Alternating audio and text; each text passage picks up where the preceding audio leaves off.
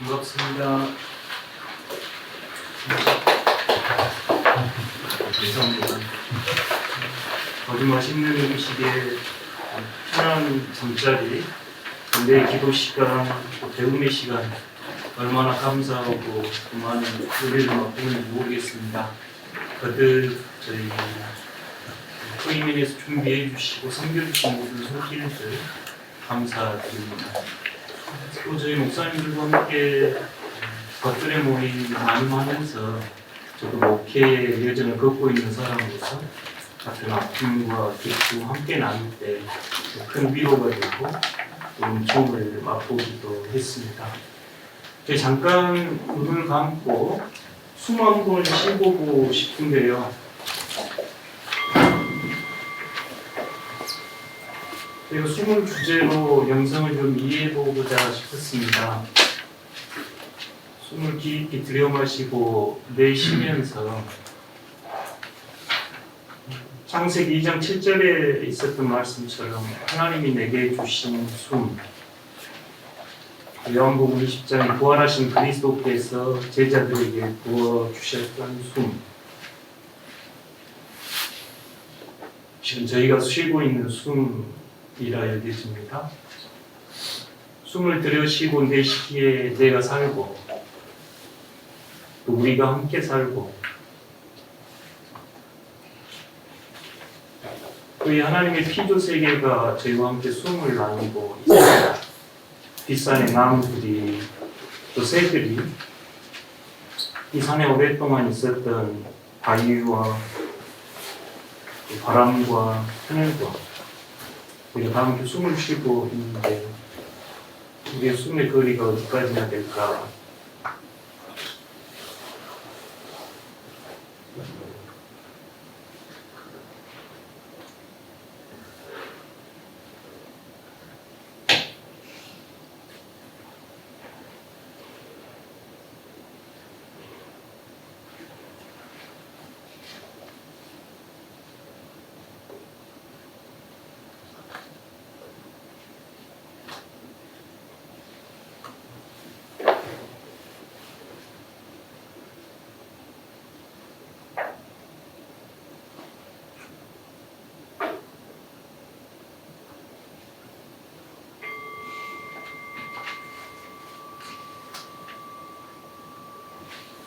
숨을 조금 더 쉬면 좋겠지만 저희 주어진 시간이 있어서 다시 강의로 들어가 보려고 합니다.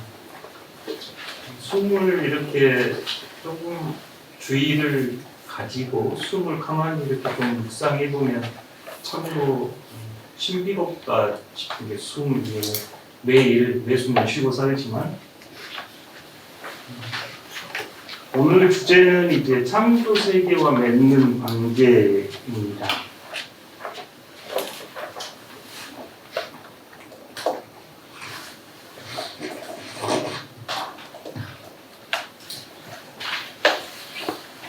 어제 여러분과 함께 몸의 중심은 어디일까요? 아픈 곳입니다. 시인의 이야기였고, 그러면 어디까지가 내 몸일까요? 아픈 곳까지가 내 몸입니다. 헨리 나우엠이 제가 아는 바로 가장 마지막 강의가 1996년 5월에 있었던 강의를 온누리 TV에서 동행 전이라고 하는 보실 수 있습니다. 인터넷에 있는데 거기에 보면 성령 하나님을 소개하면서 공동체의 중심은 어디입니까? 이렇게 물으면서 가장 아픈 곳, 연약한 곳, 상처 입은 곳, 깨진 곳이라고 이야기하고 성령께서 일하시는 자리가 그 자리입니다. 이렇게 이제 설명을 해주는 내용입니다. 그러니까 우리의 가장 연약한 곳, 또 이 공동체에서 가장 약한 곳, 세계에서 가장 아픈 곳, 그곳이 하나님의 마음이 있는 곳이라 여겨지는데요. 오늘 이제 피조물과의 관계, 창조 세계와 관계를 한번 여러분하고 나눠보고 싶습니다. 코로나가 막 터질 때 저 왼편의 그림이 캐나다의 카툰 만화 작가에 의해서 그려졌습니다. 그 앞에는 이제 캐나다 고티하고 도시가 이렇게 있고 그 앞에는 이제 코비드-19 때 굉장히 저희 한국도 어려운시기 함께 겪었지요. 그 다음에 이제 예상됐던 게 경제 침체. 세계적으로 이제 경제 침체를 경험해야 했던 그것을 이제 코로나 초기에 작가가 저렇게 그렸습니다. 그래서 코로나가 끝나면 경제 침체가 다 예상을 하고 있었죠. 그런데 코로나가 저희가 생각보다 길어지면서 후에 이 작가가 두 개의 큰 파고를 추가했는데 코비드 19으로 손 이렇게 잘 씻고 하면 괜찮아질 거예요 했는데 그 뒤에 보니 경제 침체가 예상이 되고 그 뒤에 다가오는 더 큰 파도는 클라이밋 체인지라고 하는 기후 위기. 그 코로나가 왜 왔을까? 많은 학자들이 기후 위기가 문제가 있구나. 산업혁명 대비 1.2도씨 상승이 또 많은 야생의 파괴가 그리고 코비드 자연에 있었던 그 이제 바이러스를 우리가 만나게 됐구나 하면서 생태 파괴, 환경 위기에 대한 인식이 굉장히 강해졌습니다. 이 작가는 그 다음에 더 큰 파도를 생명 다양성의 붕괴 이렇게 지금 표시를 했네요. 생명 다양성의 붕괴. 그러니까 지금 우리나라에서는 최재천 교수님, 과천 과학원장이었던 이정호 박사님, 또 조천호 박사 등이 최전선에서 이야기 많이 하죠. 연간 10,000종의 생명 종들이 사라져갑니다. 지금 그러니까 과학자들은 지구가 5번의 대멸종을 경험했는데 지금 6번째 대멸종을 겪고 있다. 생명 다양성의 파괴. 이렇게. 예전에는 이제 이런 강의를 하면 굉장히 기후 위기의 심각성에 대해서 이야기를 많이 했는데 슬라이드도 많이 쓰고 과학적 데이터를 많이 썼는데 점점 덜 쓰려고 하는데 이유는 우리 안에 더 불안 의식을 자극하기 때문으로 보여집니다. 많은 데이터들을 제가 써서 심각한 상황입니다라고 말하고 싶은데 이만큼만 쓰는 건 마치 예언자들이 바벨론이나 아수르에게 멸망하기 전에는 회개하라 돌이키라 하나님의 심판이 있다 이런 메시지였다면 포로기의 예언자들은 오히려 위로하고 오히려 희망의 메시지를 전해 주었습니다. 저는 지금의 단계는 이미 포로기 단계로 들어갔다고 보여지는 기후위기의 심각성을 고민해봤을 때 가장 이제 심각한 문제가 저는 그리스도인으로서 생명의 대멸종인데 생명 멸종 현상입니다. 그러니까 일반 과학자나 일반 사회에서 이야기하는 다양한 이야기를 산불이 많이 나고 빙하가 높고 지금 올해 같은 이 폭설, 해수면 기후 상승, 산불 여러 가지 이야기할 수 있는데 기독교인으로서 가장 저는 심각하게 보여지는 게 생명의 대멸종인데 그 이유는 우리는 생명의 주인이 하나님이라고 믿고 창조의 주인이 하나님입니다 라고 고백하는 사람들이고 예수 그리스도 또한 생명의 주인이다라고 늘 생명을 이야기하고 성령을 생명의 영 이렇게 소개하는데 실제로 무생명들이 사라져가고 있는 현상이거든요. 대멸종 시기입니다. 마치 전각 게임처럼 지금까지 저희가 이게 왜 사라지는지 알 수는 없지만 어떤 종이 어떤 역할을 하는지 알 수 없지만 아인슈타인의 이야기에 따르면 꿀벌이 사라지면 4년 뒤에 인류가 멸망할 겁니다. 예상되시죠? 꿀벌이 이렇게 돌아다니면서 열매를 맺게 하고 곡식을 맺게 하니까요. 과학자들의 연구에 따르면 모기가 사라지면 인간이 멸종한답니다. 그러니까 모기가 뭘 하는지 저는 잘 모르겠으나 생명의 모든 이 그늘망 안에서 하나님께서 그들에게 부여하신 역할이 있어서 생명 전체가 살아가는 거죠. 근데 지금 생명이 무생명이 사라지고 있는데 젠가 게임처럼 하나씩 지금 빠지고 있는 겁니다. 어느 순간 와르르 무너질 겁니다. 그러니까 예전에는 사이비 이단 종말론자들이 지구가 종말이 가봅니다 이야기를 많이 했는데 지금은 오히려 과학자들이 종말을 이야기하죠. 최재천 교수 같은 경우는 2100년이 인류가 멸종할 겁니다. 실제로 70몇 년 남았으니 이렇게 표현을 합니다. 이때 우리 그리스도인들은 어떻게 해야 할까요? 그러니까 오늘 이 주제는 어떤 뭐 정치적인 어떤 정당의 어떤 사회 운동가들의 이야기나 또 환경단체 이야기가 아니라 한 사람의 그리스도인으로서 하나님의 피조 세계를 우리가 어떻게 대하며 살아가야 할까 24개로 조금 더 끌고 와보면 직접적으로 이 산에 나무가 있어서 내가 숨을 쉬는데 이 산과 우리는 어떤 관계를 맺어야 하는 걸까? 근데 아마 이제 많은 목사님들은 이 주제가 굉장히 낯설고 교회 안에서도 소개가 잘 안 된 영역이라고 생각이 됩니다. 그래서 오늘 이 이야기가 무슨 이야기인가 하고 질문할 수도 있겠습니다. 그럼에도 이제 숨을 이렇게 생각을 해보면 오늘처럼 저 하늘에 태양이 있어서 이 나무가 있고 이 나무가 있어서 제가 숨을 쉬는 거죠. 이 나무가 없으면 제가 숨을 못 쉬는 거죠. 너무나 단순합니다.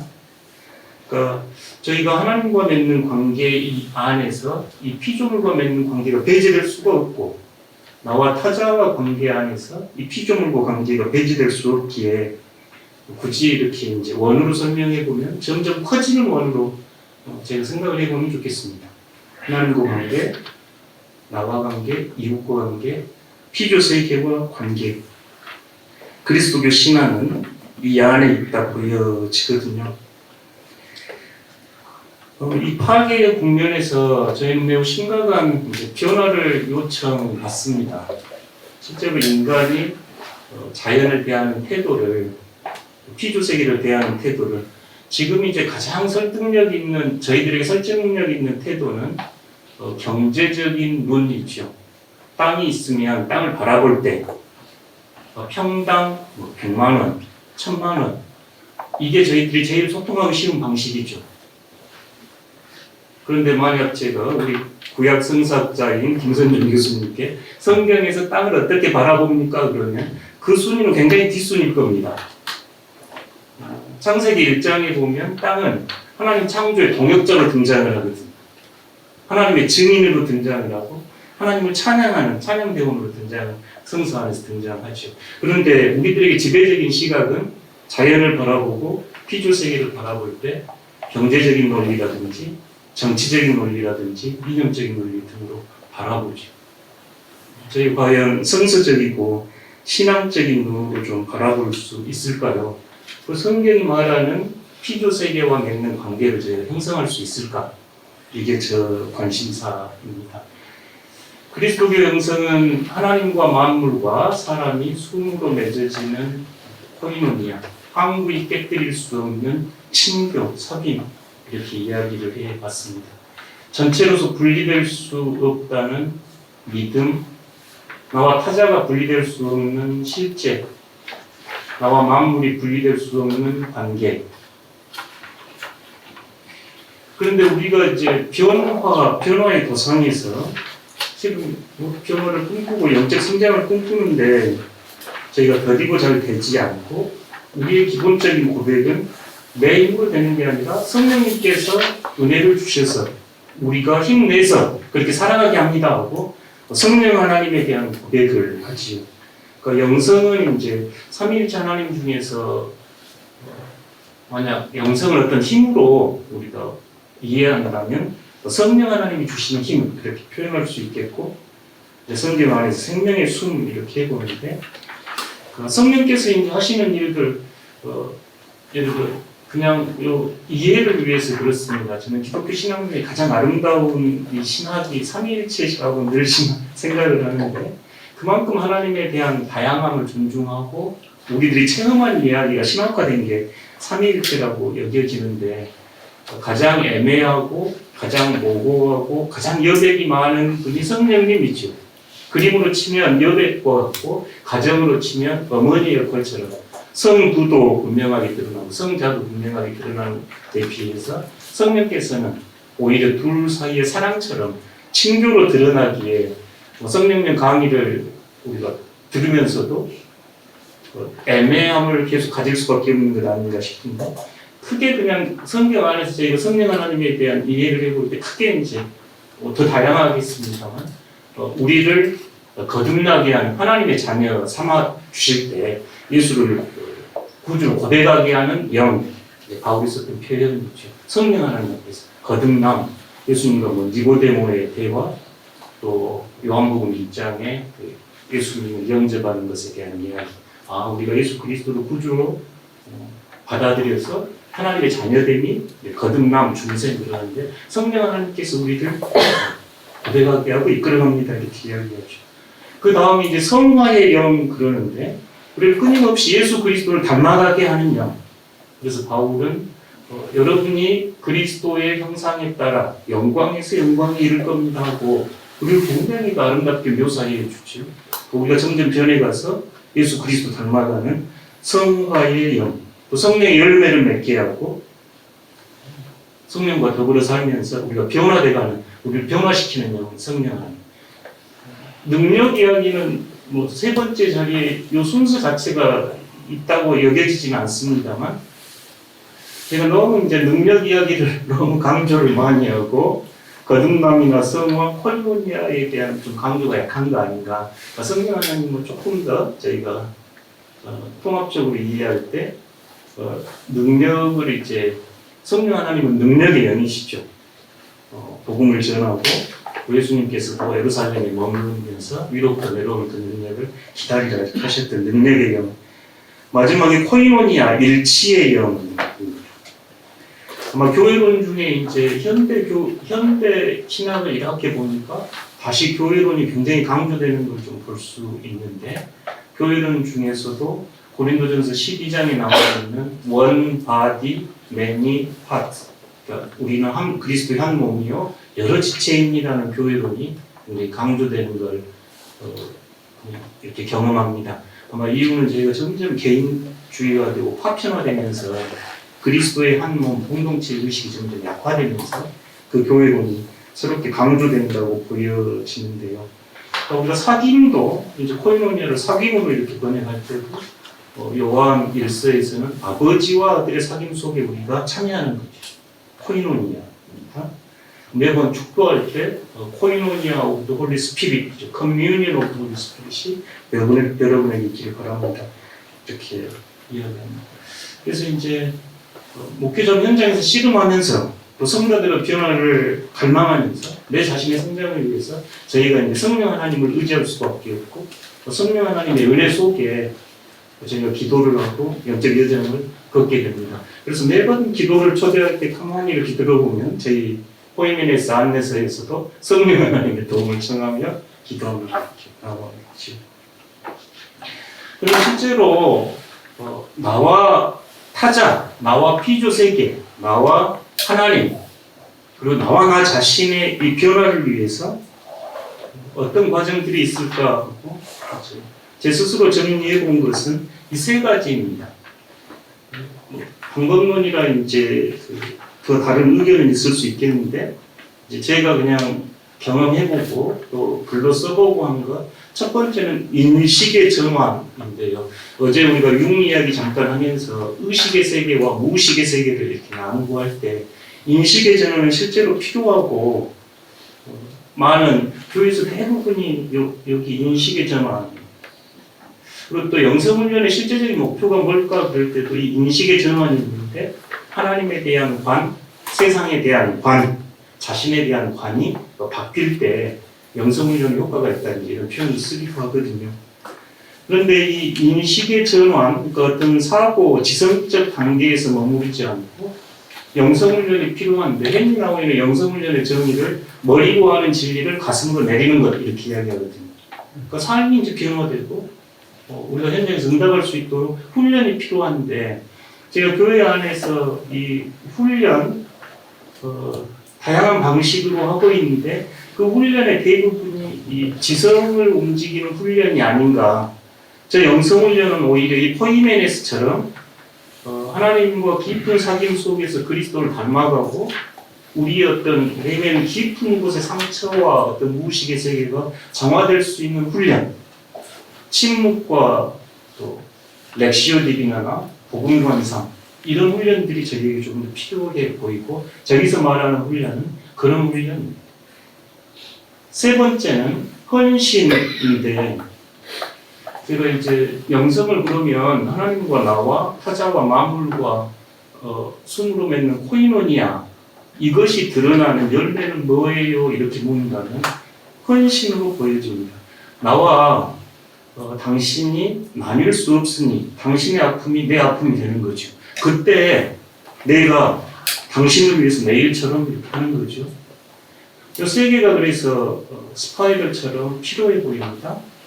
인식의 전환을 위해서, 그리고 훈련이 필요하고, 그 다음에 헌신이 필요합니다.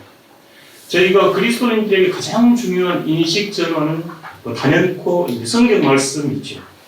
정교회 같은 경우는 전통을 이 자리에 놓고 성경과 전통을 이렇게 놓기도 합니다. 저희 개혁교회 전통에서는 이제 전통이 약화되면서 우리의 그 인식 전환에 가장 필요한 게 성경.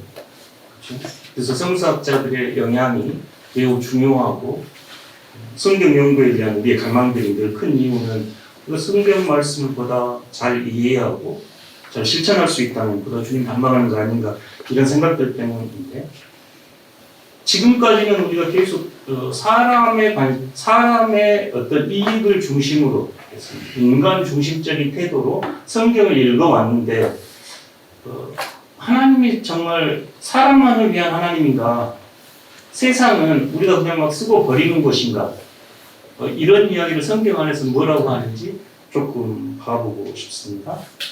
만물 안에 계신 하나님, 로마서 11장 36절, 만물이 그분에게서 나와 그분을 통하여 그분을 향하여, 에베소서, 하나님도 한 분이시니 곧 만유, 만물 만유는 다 판타, 히라고 해서 올이었습니다. 만유의 아버지, 만유 위에 계시고 만유를 통일하시고 만유 가운데 계시고, 이는 하나님이 만유의 주로서 만유 안에 계시게 하십니다. 그러니까 이제 신학적으로는 범재신론이죠. 판엔테이즘입니다. 모든 존재 안에 하나님이 계십니다. 이 이해는 성경 안에서 그리스도에 대한 이해도 마찬가지입니다. 오직 그리스도는 만유시요 만유 안에 계십니다. 여기도 다 판타입니다. 골로새서 1장 17절, 또한 그는 만물보다 먼저 계시고 만물이 그 안에 함께 있었다. 여기도 다 같은 단어입니다. 그가 태초에 하나님과 함께 계셨고 만물이 그로 말미암아 지은 바 되었으니 지은 것이 하나도 그가 없으면 된 것이 없다.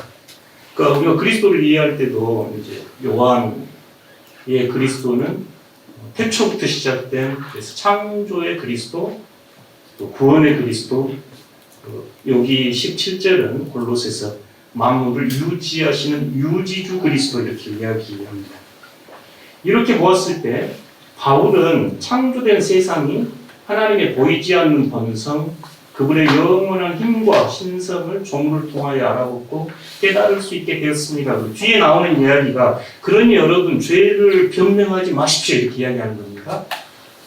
그 뒤에 죄 목록이 쭉 등장하는데 그 전제가 뭐였냐면, 모든 피조물을 통하여 invisible God이, 보이지 않는 하나님이 자신의 능력과 자신의 네이처, 신성을 드러내서 여러분이 보고 알 수 있습니다. 그러니 변명하지 마십시오 이렇게 바울이 이야기하는 본문이지요. 아브라함 헬셀은 하나님의 경이로움 속에서 하나님의 현존을 바라보게 된다. 제랄드 호킨스는 이 세상은 하나님의 장엄함으로 가득 차 있다. 저희가 교재 146쪽 보면 어거스틴의 이야기 중간 하나 둘 셋 네 번째 단락 아래에서 한 서너 줄 되겠습니다. 어거스틴은 하나님의 페이지가 당신에게 책이 되게 하십시오. 그러면 당신은 성경을 통하여 하나님의 음성을 들을 겁니다. 어거스틴은 two books tradition이라고 그러는데 164쪽 중간 정도 보면 어거스틴 이야기 나오는데, 하나님의 페이지가 당신에게 책이 되게 하십시오. 그러면 당신은 성경을 통하여 하나님의 음성을 들을 겁니다. 우리 강조하는 부분이죠. 뒷부분입니다. 또한 모든 세상이 책이 되도록 하십시오. 그러면 당신은 하나님을 보게 될 겁니다. 그 뒤에 중세신비가 보나벤투라 종교개혁가 루터 나왔습니다. 히레로니무스, 저희가 어제 본 그림 135쪽 한번 가볼까요? 어제 우리 김선준 교수님이 소개해 주신 135쪽 히에로니무스, 제롬이라고 그러고, 제롬의 불가타 성경은 그 당시 라틴, 대중 라틴어로 번역이 돼서 지금도 성경 연구소에서 굉장히 중요하지요.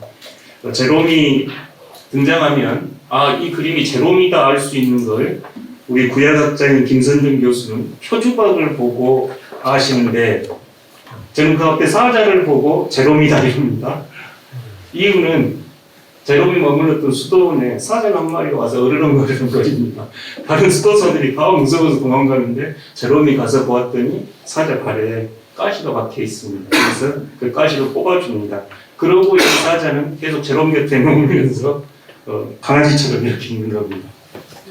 이제 제롬의 그림에 또 하나 등장하는 게 돌인데, 돌로 가슴을 치고 내가 재밌는 게 했던 제롬 이야기 등이 있습니다. 그러니까 요 기독교 이제 영성사 안에서 굉장히 피조 세계와 가깝게 지냈던 성인 중 한 분은 제롬, 우리가 잘 아는 프란체스코, 사막 교부들의 아버지 등등 여러 스토리들이 있습니다. 65쪽 가보시면 루터와 깔벤, 아마 그 루터가 있었던 비텐베르크를 방문해 보신 분은 루터가 이 이야기를 왜 했는지 이해가 될 만큼 아름답지요. 하나님은 단지 성경에만 복음을 기록하지 않았습니다. 그분은 또한 무한한 나무와 꽃과 구름과 별 위에 복음을 기록하였습니다. 그러니까 루터에게 펼쳐지는 모든 세계는 하나님의 복음이었습니다. 어젯밤 잠깐 황경직 목사님 우거처를 이렇게 방문하면서 제가 그 이야기를 직접 듣지는 못했지만 이 아름다운 산 속에서 목사님께서는 이 피조 세계를 통해 드러난 하나님의 무한한 공급, 무한한 사랑을 누리지 않으셨을까? 제가 들은 이야기가 없어가지고 조심스럽습니다만 우거처 자체가 그렇게 보였습니다. 이 영락 수련도 그렇게 느껴지고요. 이 하나님의 피조 세계에 단순하게 우리가 평당 얼마짜리 지어서 공장을 짓거나 아파트를 지을 대상이 아니라 성경의 가르침과 신앙의 선배들은 하나님의 거룩한 복음으로, 하나님의 장엄한 성전으로 되어 있습니다. 우리도 그럴 수 있을까요? 우리 시대에 가장 강력한 사람, 가장 강력한 힘을 가진 존재는 사람입니다. 그래서 과학자들이 지질의 이 연대를 나눌 때 흔히 이제 제가 고등학교 다닐 때는 신생대 충적세 말기 이렇게 배웠는데, 지금 이제 학자들은 인류세라는 표현을 쓰기 시작했습니다. 인류세. 충적세가 끝나고 인류세를 진입을 했다. 이 말은 Human Impact on Earth 이런 표현입니다. 인간이 가장 지구에게 강력한 영향을 미치는 시대. 동의되지요.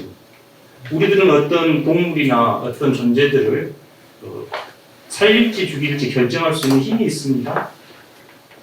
그러니까 연간 10,000종의 생명종이 사라지는 것은 우리의 힘이 그만큼 강해진 거죠. 그래서 엘 고어는 이제 정치인에서 물러나면서 환경운동을 시작하면서 불편한 진실로 노벨 문학상을 탔는데, 그때 있던 표현이 우리 사람은 하나님과 같은 지혜를 얻으면서 하나님과 같은 힘을 행사하고 있습니다. 이런 표현을 엘 고어가 쓰기도 합니다. 성경 안에서 비그리스도인들이 그리스도교를 비판할 때, 그러니까 우리가 지금 기후위기 시대, 생태위기 시대를 맞고 있는데 기후위기, 생태위기의 주범이 기독교야. 그것도 기독교 성경이 아니었는데 1967년 린 화이트가 문제를 제기했습니다. 생태위기의 근본적인 뿌리에는 그래도 기독교인들이 하면서 사이언스지였습니다. 신학서적이 아니라 과학서적에 기독교가 땅을 어떻게 대하고 과학기술이 어떻게 피조세계를 파괴했는지, 생태위기의 뿌리들 이런 논문이 지금 생태신학과 생태영성을 발전시키는 촉발제가 되기도 했는데, 그때 비판한 본문이 창세기 1장 28절에 다스리다, 정복하다. 그러니까 이 구절을 기독교인들이 근거로 삼아가지고 땅을 정복하고 다스렸다 비판하시고, 여러분 동의되신가요? 반론도 있고 다른 이야기 하실 수 있겠죠.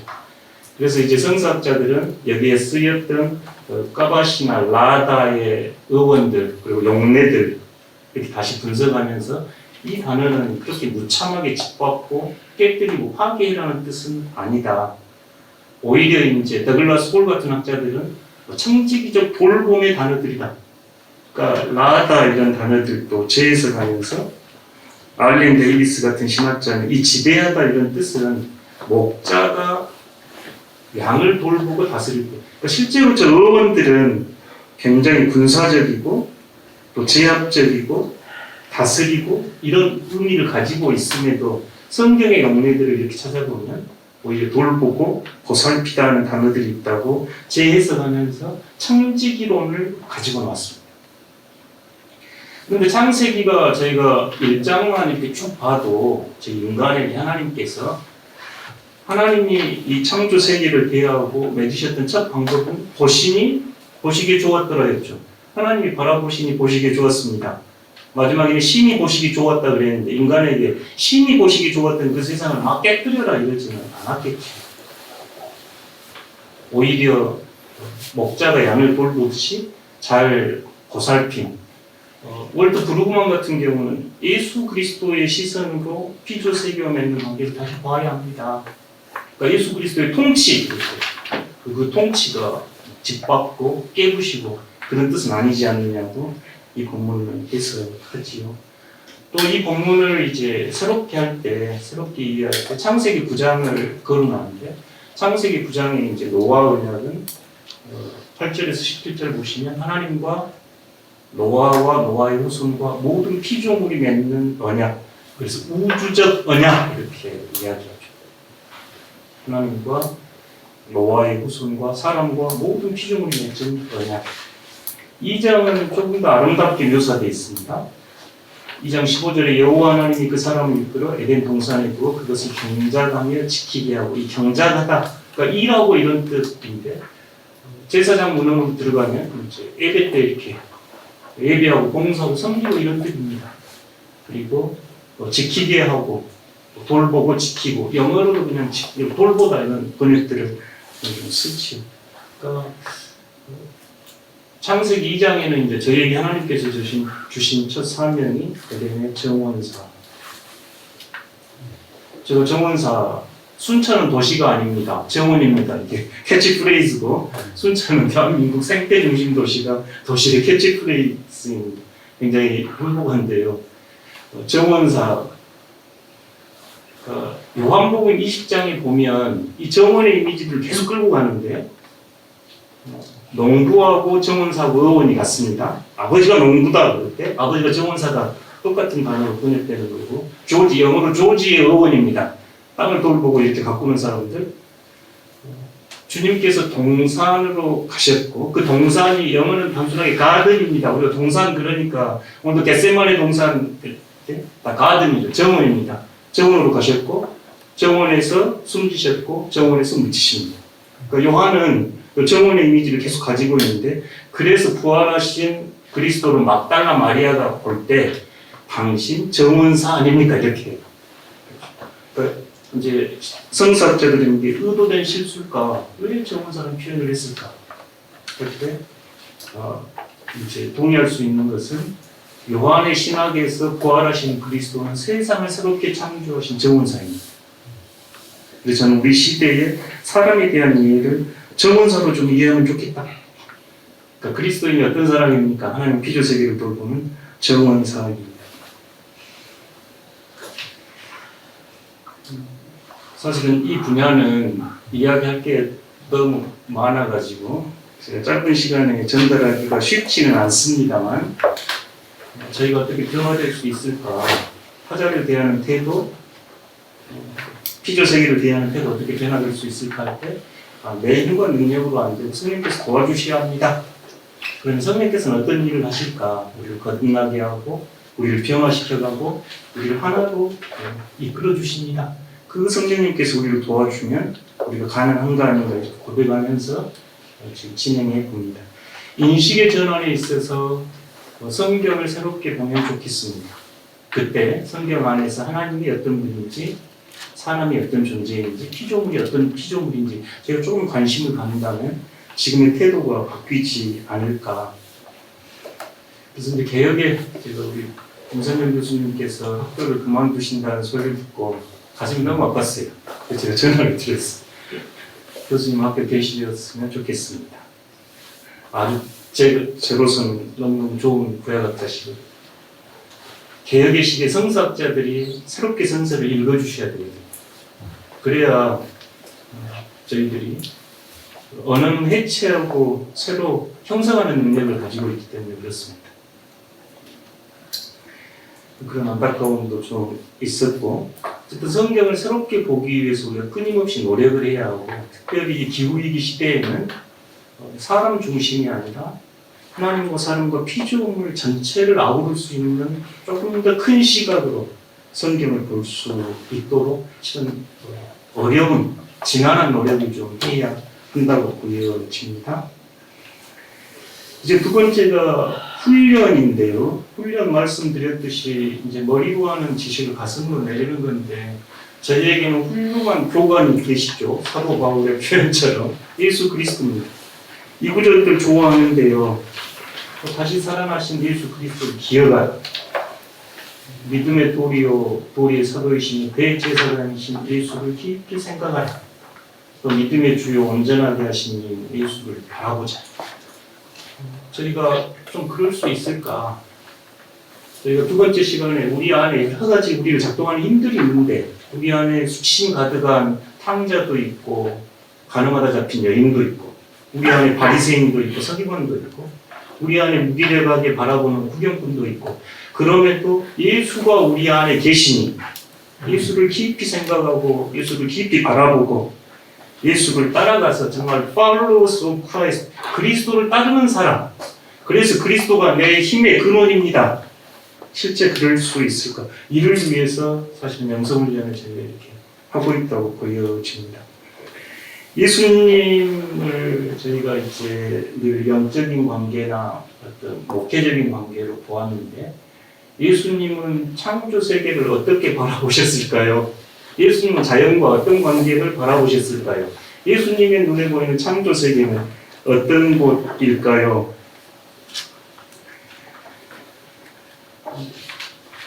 제가 가지고 있는 책 중에 단일 주제로는 예수님에 대한 책이 제일 많은데 설교도 주일에는 복음서 설교를 합니다. 부임해가지고 마가복음 1장 1절로 시작해가지고 처음 이제 부임할 때 마음의 기도는 주님, 제가 이 복음서 설교할 때까지만이라도 목회하고 싶습니다. 그런데 지금 요한복음 하고 있어서. 근데 제가 이제 복음서 설교만 한 이유가 좀 있습니다. 우리들이 예수님을 너무 모르는 거 아닌가. 이제 학교 있을 때도 학교 있을 때 즐거운 점은 다양한 목사님들이 오셔서 설교하시고 이럴 수 있는 들어보는 거죠. 의외로 복음서 설교가 작고 실제로 예수를 우리가 너무 모르는 거 아닌가 하는 반성 하나하고 다른 하나는 저에게 이제 제가 음식점을 일부에서 출항을 하고 있던 가장 좋은 음식은 예수님. 그러니까 예배의 의미 자체가 우리 박동기 목사님 여러 차례 말씀해 주셨습니다만 예수의 삶과 예수님의 죽음과 예수의 부활을 기억하는 게 예배의 중심인데 그래서 이제 복음서 설교를 우직하게 하고 있습니다. 1년에 한 10개월 정도 5월 달에는 이제 가정에 대한 설교도 좀 하고 11월이나 12월에는 교회 목회적인 정책당회도 하고 막 이러면서 교회 목회적인 설교를 좀 하는데 나머지 대부분 한 10개월 가까이 복음서 설교만 쭉 하고 있습니다. 예수님을 좀 알아보고 싶은 거예요. 예수님이 어떤 분인지. 근데 이제 많은 주석이나 많은 예수에 관한 글들이 예수님이 자연을 어떻게 대했는지는 의외로 관심이 적습니다. 그러니까 이제 해석자들이 아마 그 시각이라고 보여지는데 제가 굉장히 그 예수님의 자연을 대하는 태도에 대해서 감동을 받은 책은 에르네스트 르낭 예수의 생이라는 1857년인지 52년인지 프랑스 그러니까 역사적 연구 초기 단계 이 르낭은 발로 예루살렘을 걸으면서 예수의 생애를 추적한 겁니다. 그 산업혁명 이전에 자동차가 아닌 발로 걸으면서 예수님이 살았던 곳을 방문하면서 아주 아름답게 묘사합니다. 갈릴리를 묘사하면서 주변은 아늑하고 아름다워 세계 어디를 가도 여기만큼 절대 행복을 꿈꾸기에 알맞은 곳은 없다. 팔복산에 올라가서 르나는 표현한 겁니다. 세계 어디를 가도 이렇게 아름다운 꿈, 하나님 나라의 꿈을 꿀 수 있는 곳은 없다. 전율이 왔어요. 저 위에 팔복제가 있더만요.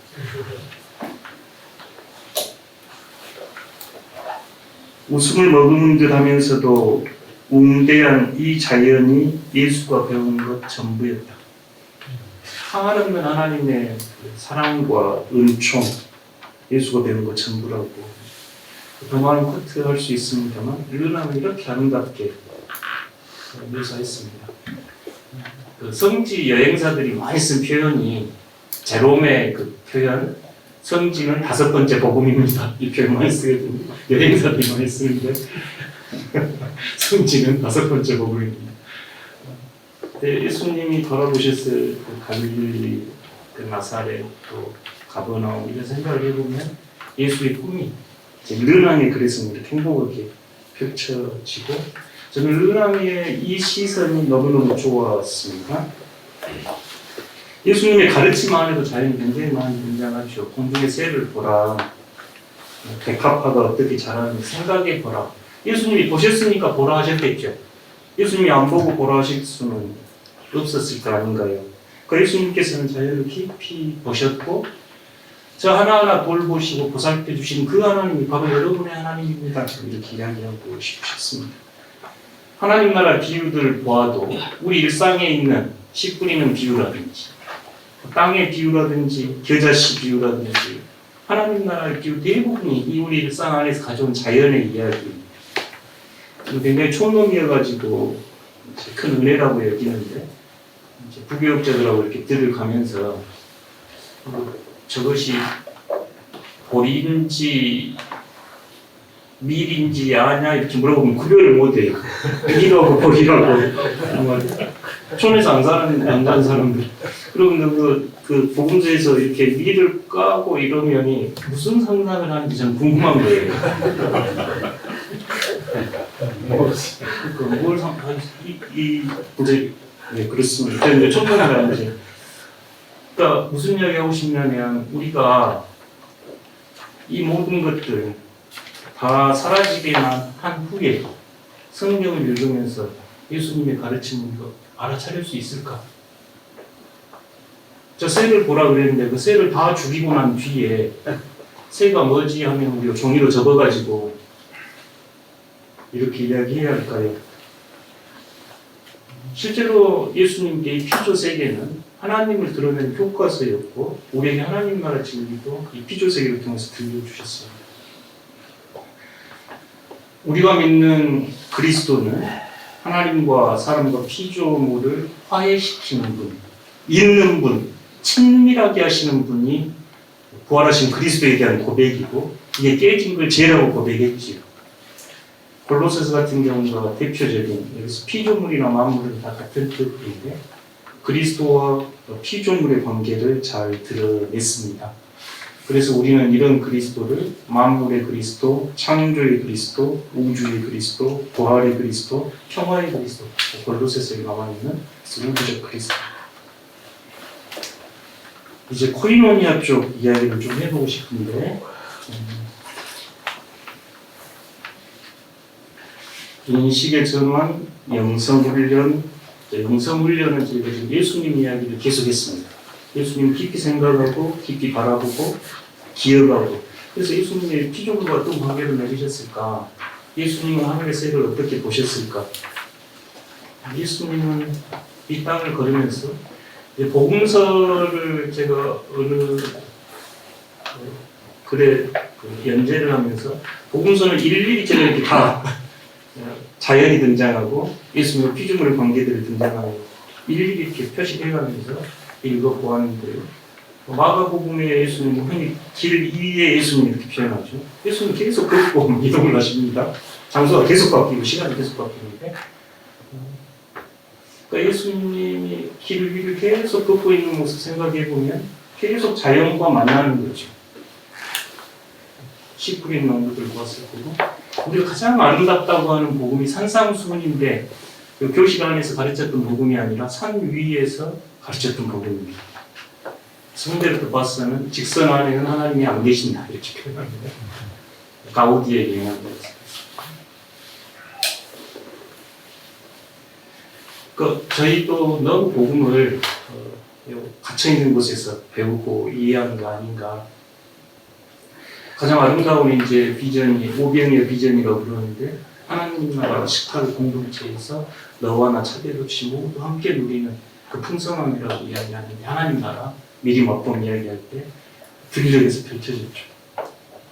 들녘에서는 사람만 있었겠는가요? 바람도 불고 새들도 있고 꽃향기도 났겠고 쇳소리도 들렸고 그 땅도 있었고 다 있었겠지요.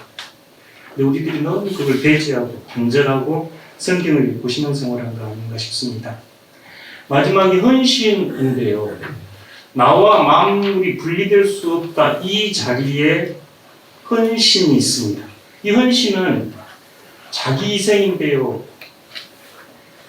하나님과 만물이 맺는 삼위일체적 관계, 즉 하나님과 사람과 만물과 삼위일체적 관계 안에서 자기 내어준 희생은 가장 아름다운 생명의 역동성이다.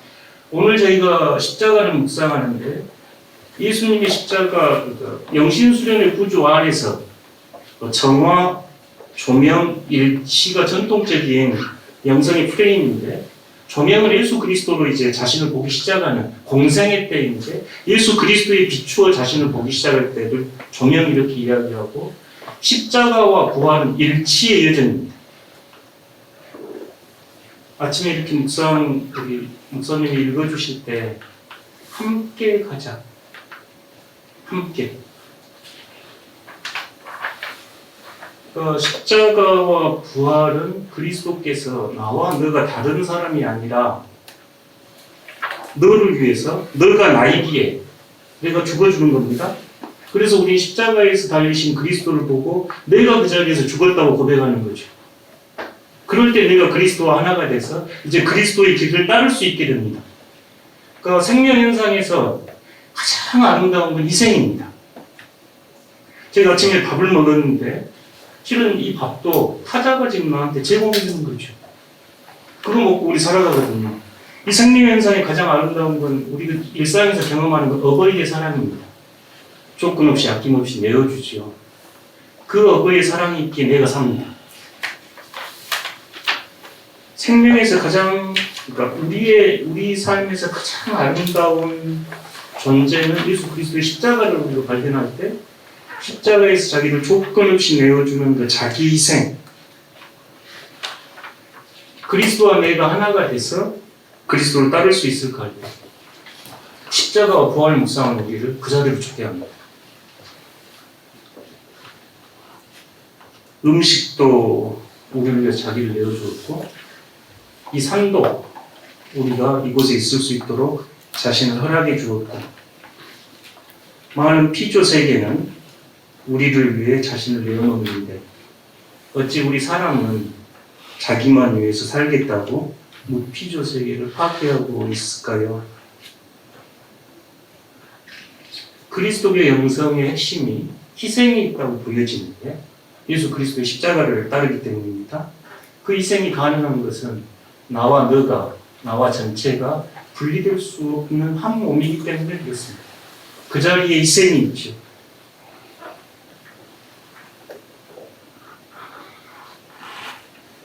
권전생 선생님의 이야기입니다. 세상의 모든 목숨은 희생 없이는 살아갈 수 없다.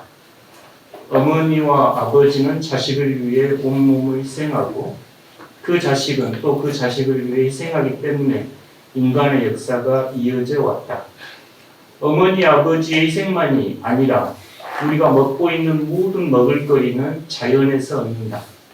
공기로 숨을 쉬고 물을 마시고 온갖 동식물을 잡아먹고 산다.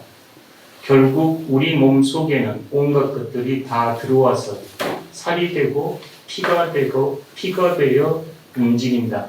내가 사는 것이 아니라 자연이 함께 내 몸 속에 살고 있다. 그러니 나는 자연의 일부이며 또한 하느님의 한 부분이기도 하다. 예수님이 이 사람들 속에 내가 있고 내 속에 하나님이 계신다고 하신 것은 100번 옳은 말씀입니다. 먹는 게 그 사람이죠.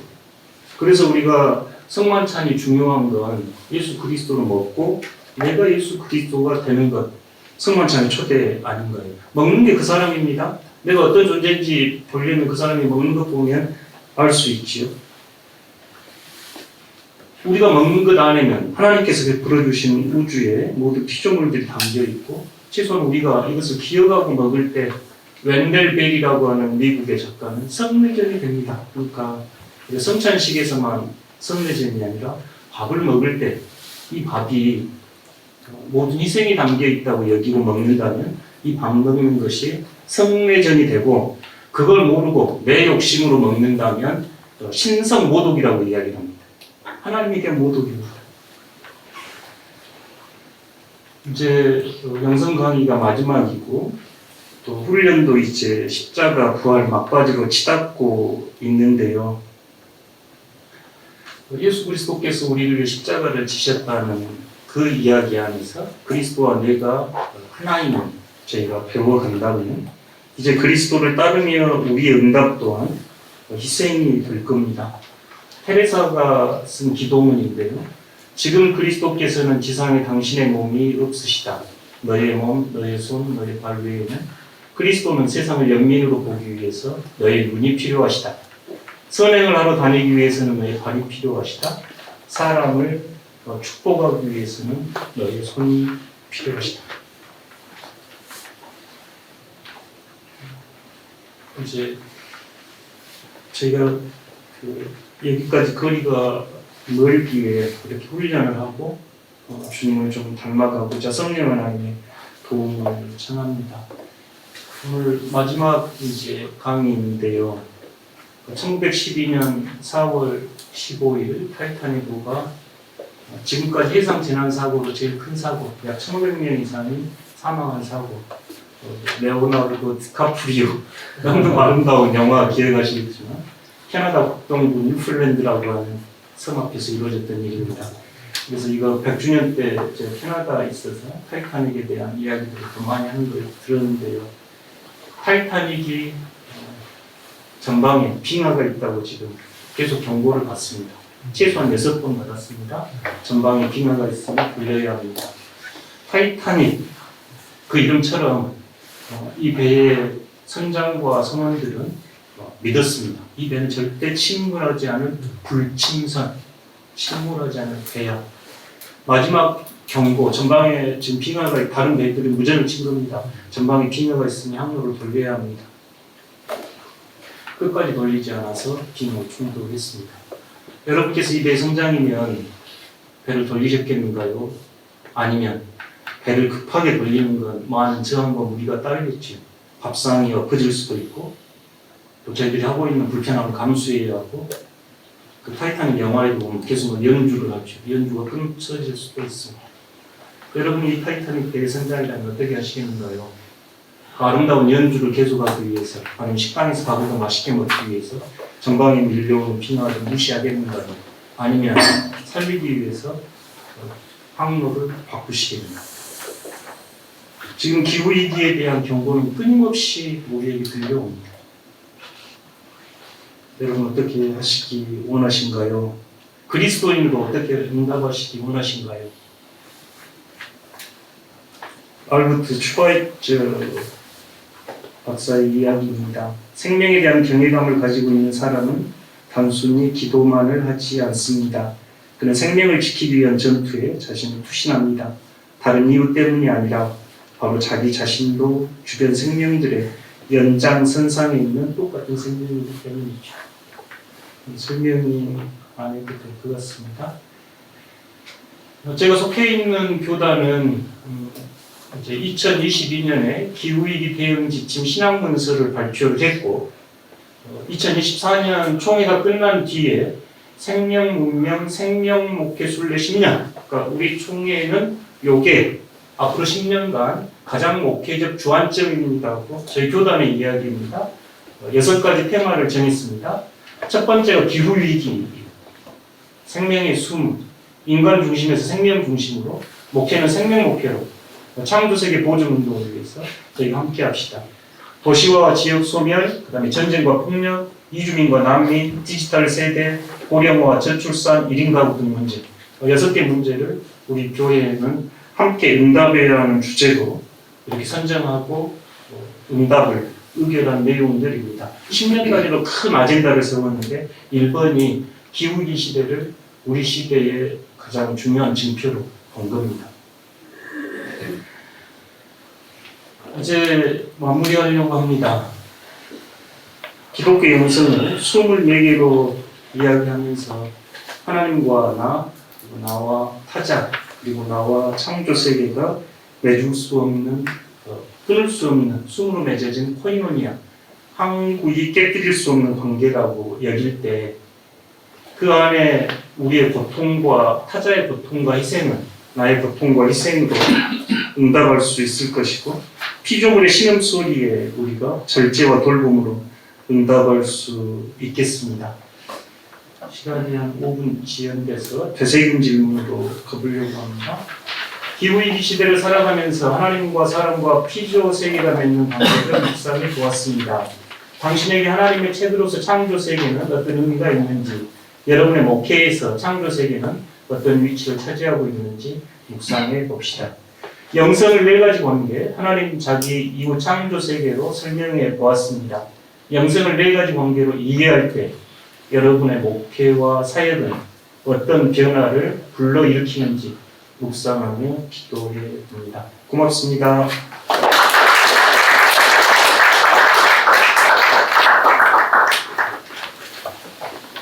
네, 사흘 동안 너무 귀한 강의 해주신 우리 최강선 목사님께 다시 한번 큰 박수.